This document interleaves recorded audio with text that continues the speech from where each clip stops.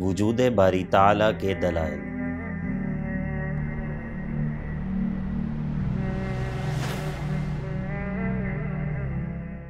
بسم اللہ، الحمدللہ والصلاة والسلام علی رسول اللہ وعلی آلہ وصحبہ ومن والہ۔ اللہم انفعنا بما علمتنا وعلمنا ما ينفعنا وزدنا علما، رب اشرح لی صدری ویسر لی امری واحلل عقدۃ من لسانی یفقہوا قولی۔ ہمارا پہلا موضوع اللہ رب العزت کے وجود کے دلائل ہے۔ اللہ رب العزت کے وجود پر کئی طرح کے دلائل موجود ہیں۔ ان دلائل کی اگر تقسیم کی جائے تو یہ 4 طرح کے دلائل ہیں کہ جن سے انسان اللہ رب العزت کے وجود پر استدلال کر سکتا ہے۔ ان دلائل کی پہلی قسم الادلۃ الفطریہ، فطرت کے دلائل ہیں۔ فطرت اس حالت کو کہتے ہیں کہ جس پر انسان اس دنیا میں آتا ہے، وہ حالت جو کہ تمام قسم کی خارجی چیزوں سے، باہر سے انسان کے مزاج کو، انسان کی طبیعت کو متاثر کرنے والی چیزوں سے محفوظ اس حالت میں جب انسان ہوتا ہے کہ جس پر وہ اس دنیا میں آتا ہے، اس حالت کو انسان کی فطرت کہتے ہیں۔ اللہ رب العزت کے وجود پر فطرت دلالت کرتی ہے اور انسان کی فطرت اس کو اس بات پر قائل کرتی ہے اور یہ پکار کر کہتی ہے کہ اے انسان، تیرا کوئی خالق موجود ہے۔ اس قسم کے دلائل کو الادلۃ الفطریہ کہتے ہیں۔ قرآن مجید جگہ جگہ اس طرح کے دلائل کی طرف اشارہ کرتا ہے، جس طرح کہ سورہ روم کے اندر اللہ رب العزت فرماتا ہے فَأَقِمْ وَجْهَكَ لِلدِّينِ حَنِيفًا فِطْرَةَ اللَّهِ الَّتِي فَطَرَ النَّاسَ عَلَيْهَا لَا تَبْدِيلَ لِخَلْقِ اللَّهِ ذَلِكَ الدِّينُ الْقَيِّمُ۔ فَأَقِمْ وَجْهَكَ لِلدِّينِ حَنِيفًا، آپ اللہ کی طرف اپنے چہرے کو یکسوئی کے ساتھ قائم کیے رکھیے۔ فطرت اللہ التی فطر الناس علیہا، یہ وہ فطرت ہے کہ جس پر اللہ رب العزت نے انسان کو تخلیق کیا ہے۔ یہ وہ فطرت ہے کہ جس پر اللہ رب العزت نے انسان کو پیدا کیا ہے۔ لا تبدیل لخلق اللہ، اور اللہ رب العزت کی تخلیق کو کوئی تبدیل کرنے والا نہیں ہے۔ اسی طرح صحیح بخاری اور صحیح مسلم کی حدیث ہے کہ جس کے اندر اللہ کے نبی علیہ الصلاۃ والسلام فرماتے ہیں کہ ما من مولود الا ویولد علی الفطرہ، کوئی بھی ایسا پیدا ہونے والا بچہ نہیں ہوتا مگر یہ کہ وہ فطرت پر پیدا ہوتا ہے۔ فَأَبَوَاهُ يُهَوِّدَانِهِ أَوْ يُنَصِّرَانِهِ أَوْ يُمَجِّسَانِهِ، اس بچے کے والدین یا تو اس کو یہودی بنا دیتے ہیں یا اس کو مجوسی یا پھر اس کو عیسائی بنا دیتے ہیں۔ یعنی کہ انسان جب پیدا ہوتا ہے تو وہ فطرت اس کی جب ان تمام باہر سے متاثر کرنے والی چیزوں سے محفوظ ہو تو وہ سلیم الفطرت بچہ، اس کے اندر اللہ کے وجود کا ایمان جو ہے وہ اس فطرت کے اندر موجود ہوتا ہے۔ قرآن مجید میں کئی جگہوں پہ اس فطرت کے دلائل اور ان فطرت کے دلائل کی طرف جو ہے وہ اشارہ موجود ہے، جس طرح کہ اللہ رب العزت تذکرہ کرتا ہے کہ انبیاء نے اپنی قوم کو مخاطب کر کے کہا کہ افی اللہ شک، کہ کیا اللہ کے بارے میں تمہیں شک ہے؟ یعنی کہ وہ ایک نئے سرے سے اللہ رب العزت کے وجود کو اسٹیبلش کرنے اور ثابت کرنے کا طریقہ اختیار نہیں کیا، بلکہ ان مخالفین کے اور منکرین جو کہ اللہ کا انکار کرنے والے لوگ ہیں، ان کے اندر موجود ان کی فطرت کو جو ہے وہ خطاب کیا اور کہا کہ کیا اللہ کے وجود میں بھی شک ہو سکتا ہے؟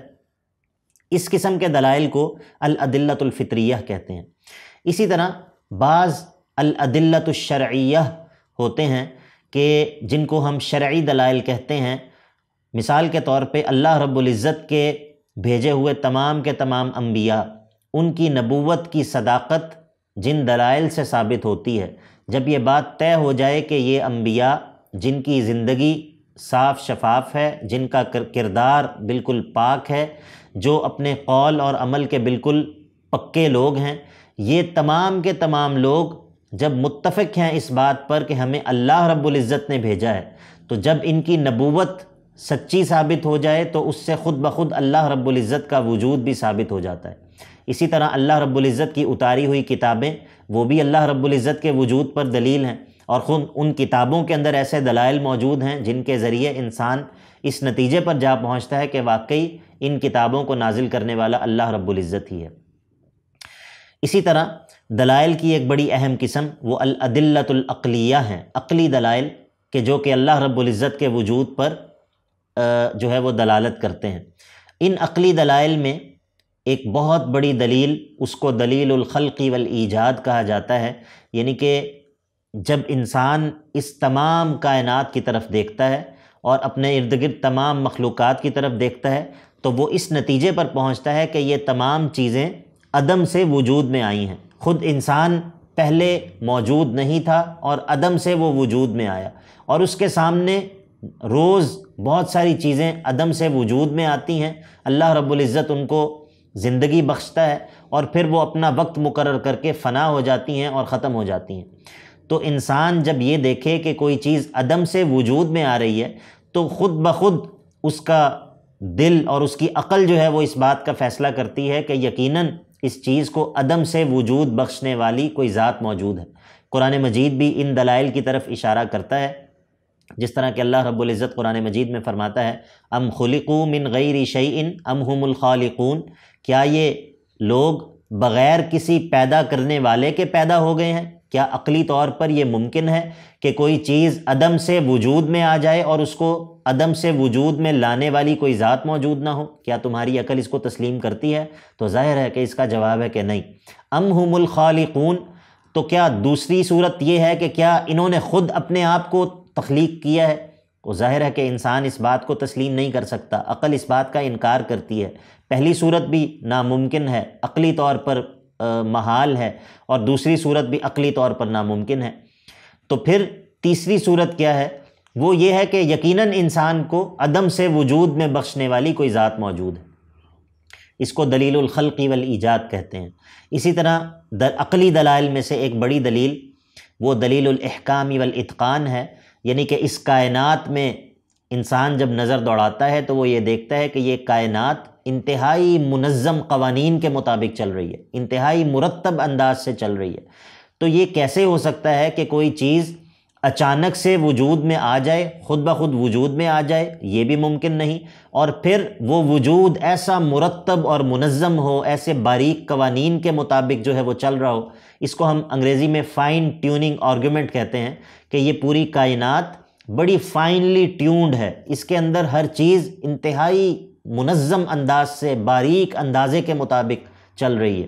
تو یہ ثابت ہوتا ہے کہ یقیناً اس کائنات کو تخلیق کرنے والی کوئی ذات ہے، اور اس سے بڑھ کر وہ ذات بہت زبردست صفات کی حامل ہے۔ اس کو دلیل الاحکام والاتقان کہا جاتا ہے، یہ بھی الادلۃ العقلیہ میں سے ہے۔ اسی طرح بعض دلائل کا تعلق حس اور مشاہدے سے ہے۔ مثال کے طور پر انسان یہ دیکھتا ہے کہ لوگوں کی دعائیں قبول ہوتی ہیں۔ انسان اپنے ارد گرد اللہ رب العزت کی تخلیق کے بہت سارے ایسے مظاہر دیکھتا ہے، انسان ان کا مشاہدہ کرتا ہے، ان مشاہدوں کے ذریعے اور حواس سے جن چیزوں کو وہ محسوس کرتا اور سنتا ہے ان کے ذریعے وہ اللہ رب العزت کے وجود پر استدلال کرتا ہے۔ دلائل کی یہ چاروں قسمیں قرآن مجید مختلف انداز سے ان چاروں قسم کے دلائل کو ذکر کرتا ہے۔